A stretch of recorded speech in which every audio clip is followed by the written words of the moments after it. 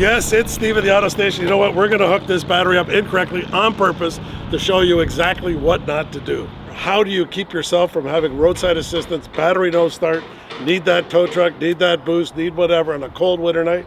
Best way to do it? We'll show you. Come on with us. That sound? That is the most dreaded sound in all of late nights. You get out, you hear that sound, you know your car's not going to start. And we're going to show you, one, how to prevent this from keeping you at the side of the road, and two, what to do if it does happen. What happens with these cars is that the summer heat, when you're driving around in July, that's when this problem starts.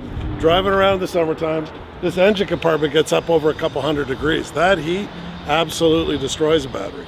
It doesn't show until you get into the colder weather. You get into those, this is October, we're -1, -2 last night, Celsius.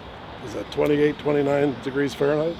This battery didn't start because of the colder weather. And as it gets colder, it becomes more and more evident that these weaker batteries just aren't starting. So there's a couple things to do. The first thing to do, really, got a series of batteries out here for demonstration. John, you want to show us? Here's a known battery. We know this one to be a fail. We take this out, we get a battery check on it. We're showing 10 volts. We run a test, and we can tell when you're in for an oil change or if you're in for some service of some sort, just by this simple little device, clip it on, we can tell whether this battery is going to start you in January or not. What we'll do, on every car that comes in, we do a battery test on it. So this is 640 cold cranking amps. So we'll go to battery test. We'll see what this tester shows us. There you go, replace battery. It's only got 19 cold cranking amps. This battery is rated at 640 cold cranking amps. Right now it's showing me that it's got 19 cold cranking amps in the battery, which means it's sulfated, the battery life is done, and it will not start a vehicle. This battery's toast. So let me tell you what that is. John's talking about a sulfated battery. That's what this is right here. You see these bluey green crystals? Sometimes you'll notice them on your battery where you get this sort of fuzzy green stuff that's on top, blue stuff. That's sulfate. That's hydrogen, that's lead sulfate that's plating out on the lead acid battery cells. So what happens is you get this thin film of lead, and then when the battery's running, all that stuff is reduced and it's turned right back in solution. The battery works great. What happens is when it overcooks, you get these crystals, and these crystals can't dissolve again.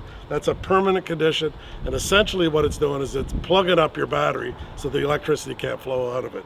So what we want to do when you come in for a test, we can tell you if that's happened or about to happen with this simple little test. So why not deal with it before you get out on a cold night and realize, you know what? My God, my car won't start, just like this guy here. This wouldn't start, and that's why this is happening. One of the best things you can do to keep yourself from being stuck in a no-start condition actually is a little bit of investigation, a little bit of maintenance, and try to avoid the problem. So what's really happening here is these batteries, like up in these engine compartments, when you're driving around in July when it's 100 degrees, everything in here is hot, hot, hot. It's not unusual for temperatures inside this compartment here to be up over 200 degrees. And if anything's going to cook a battery, it's a July drive. And the thing about the way the batteries work is the cars are easier to start when it's warm. So you come out on a week or two later after you've been hot, you jump in and the car turns over easy peasy. And you think everything's great. Then you get to a cold night. Usually in the fall, the first cold night, everything's a little thicker. Oil's a little bit thicker, a little bit harder to turn over. All of a sudden, you heard it here, click, click, click, click. And it's like, oh, what's happening? Simple battery check. If we can get that when we see it going lower than it's supposed to be and swap out with a new battery, you will never have a problem where you're at the side of the road. There's a cost component to that for sure.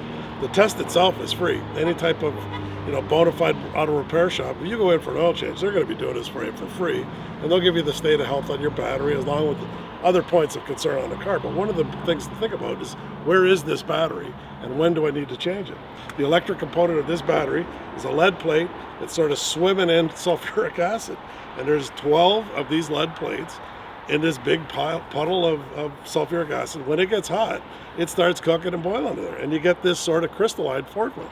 So in a good working battery, you'll have a film, like a nice film of this sort of sulfate material on the lead cell, and it'll sort of dissipate. It'll reduce back into its element when the battery's working properly, while you're running it, while it's charging. That's what happens. But when it gets past the point of no return, we get these little crystals, like little diamonds almost, these bluey diamonds. They essentially plug up your battery. They get right on the plate of that lead. They can't be reduced back into solution or back into the lead cell itself. They're stuck, and they prevent the electricity from flowing, and that's when you get the cold cranking amp drop, and that's when you get into the no start. You don't have enough power to start your car. All the material's still in here, but it's no longer reacting the way it's supposed to be to actually drive enough power to drive that starter and turn your car over. So we can get to that, we can test for that, and we could come to you and say, you know what? Here's the good news, we found it. Here's the bad news, it's expensive. Batteries are really not cheap now. We're looking at literally a couple $100 for the battery.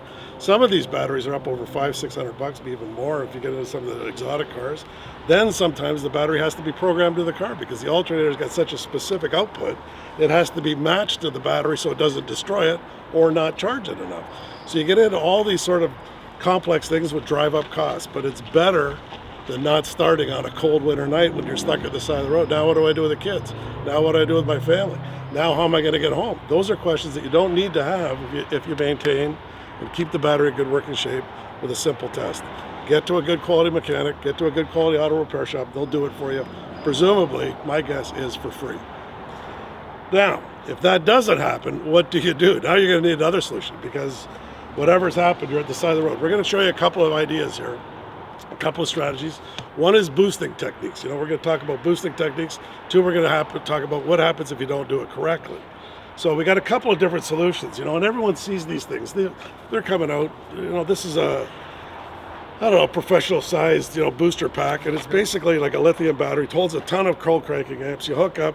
There's a little computer in here, so it prevents you from doing anything wrong. You can't hurt when you hook up using one of these things. But this is an auto repair shop. So we're having, everything's a little monster sized, but it's the same thing. It's a booster pack. And we get John maybe to hook this up, and we're going to show you that this is really what's happening. So now we've got our industrial sized, booster pack. We've got John, a master technician here. Guy's been around this. How many cars have you say you jumped over the years, John? I don't even remember. Thousands. This is a big time problem.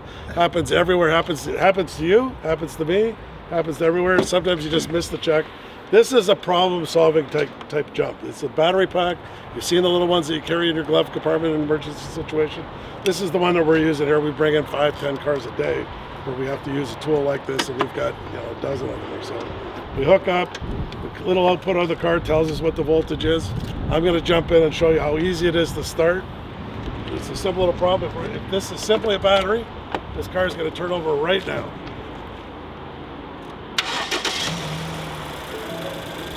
There you go. Car's running. All it was a little booster pack. See the car's running. Operating voltage now is 14.7, 14.6 volts. Tells us the alternator's working fine. Car's working fine. Just this battery somehow failed. Relatively new car. Battery got hot. It was a hot summer. Almost guaranteed that that's what happened. This was driven on some really, really hot days, and it caused this sort of battery problem that we call this sulfated condition. So that's one way to solve the problem. Now the question we're going to go to next is, what do you do if you don't have one of these booster packs? Okay, option two, you're stuck at the side of the road, middle of the night, it's dark, can't see what you're doing, and you got these babies. I don't know how many guys remember these. I travel with them in my car. You got them in your car? I sure do. The thing about this is you can do a lot of damage to your car if you don't know how to use these. So we just want to take a few seconds here to walk everybody through it. Because, if you look at what can happen to a car, if you get into these, especially the exotic cars, the German cars, the cars now that are like computer controlled, where they're trying to really control timing, trying to control fuel, trying to make the maximum fuel efficiency of these things, they're finely tuned machines. And if you get a voltage spike, you can cause thousands and thousands of dollars of damage just by trying to jump your car and doing it the wrong way. So we're going to get into it. It's simple. Red goes to red, red goes to red. That's where the positive is. Black goes to black. There's a little indicator on each side. There's a plus sign here. There's a negative sign there to help those that are more mathematically inclined to figure out which is which. And if you hook up a car in series to keep the voltage the same, you have to go from positive to positive and from negative to negative. That's how you do it. And there's a certain sequence. We'll run through that in a second of how you do it and exactly which car's running, which car's not. Timing and all that is critical to making sure that you don't damage a car. But the big thing is getting these points of connection done right.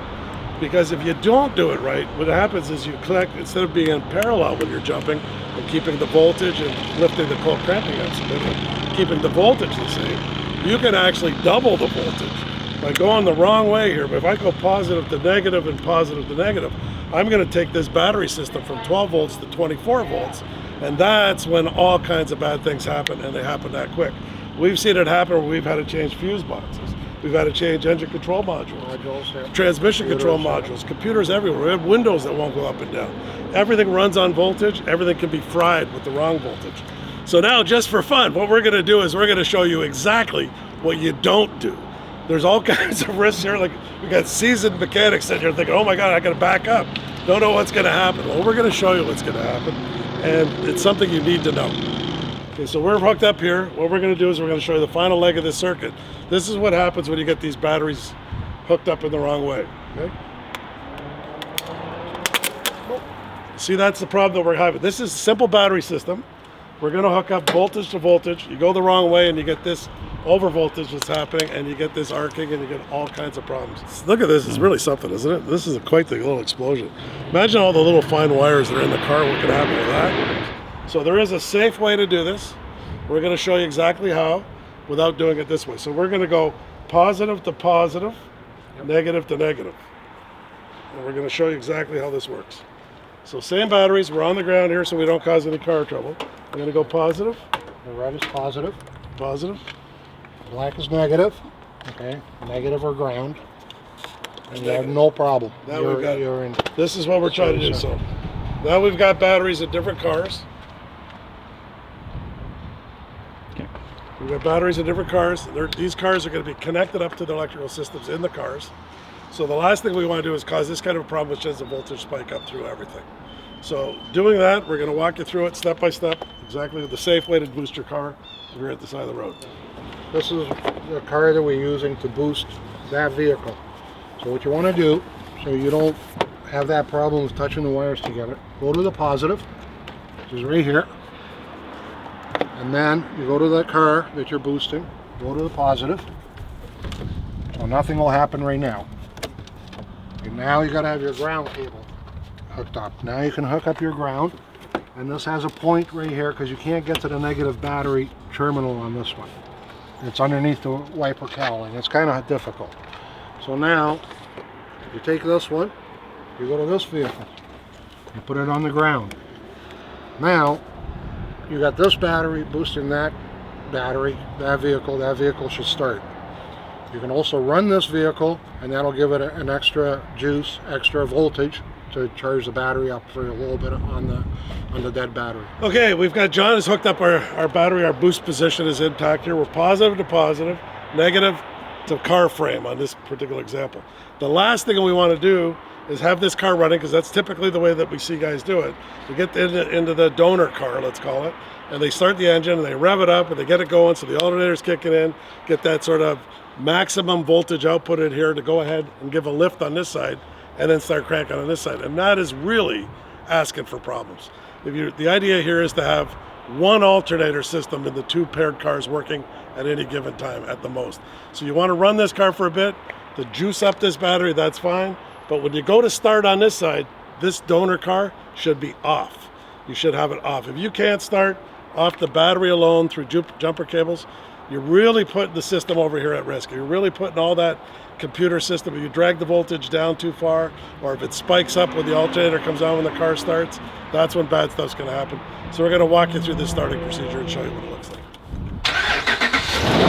Now we've got the donor vehicle here running. John just started it up. We are juicing from this side into this battery. So we are actually sending enough current to sort of pre-charge this battery. We're going to let it run maybe 20, 30 seconds to see where we are. It's probably enough. We shut this car off.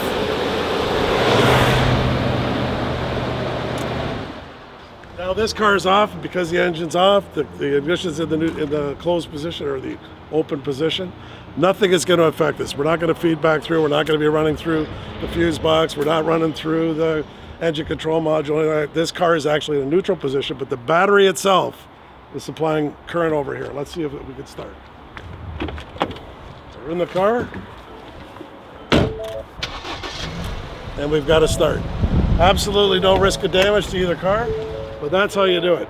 You do not want two alternators running in these systems at the same time. That's when bad stuff happens. So to sum all this up, the best way to avoid this problem is to make sure that you don't have the problem. If you get to a repair shop, or you get to an oil change, any kind of service center whatsoever, a first-rate service shop should be checking batteries. We check them for free. Pretty much everywhere you go, John, do you think this? I would think so. Yeah, it's just a standard check. that? We'd expect it to be done for free. And then when you've got that piece of advice that's coming to you, and someone's saying, look, your battery's testing on the low side, that's up to you to decide. It's up to all of us to decide for ourselves what our economics are, what the risk is, whether the car's going home to sit for the winter or whatever it is.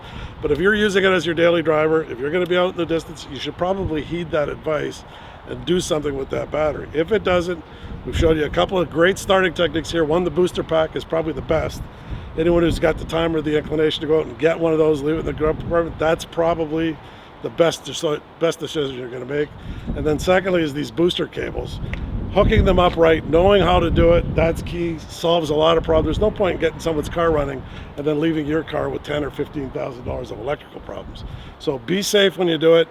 Got any questions? Get in to see your trusted service advisor, your trusted mechanic. They'll help you walk through it, help you understand what's going on.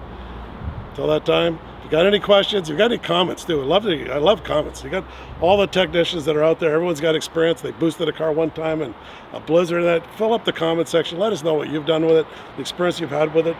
We can learn just as much as anybody else, believe it or not. So if you share the information, that's what it's like. It's a bit of a community. We all share our ideas here. Steve at the Auto Station.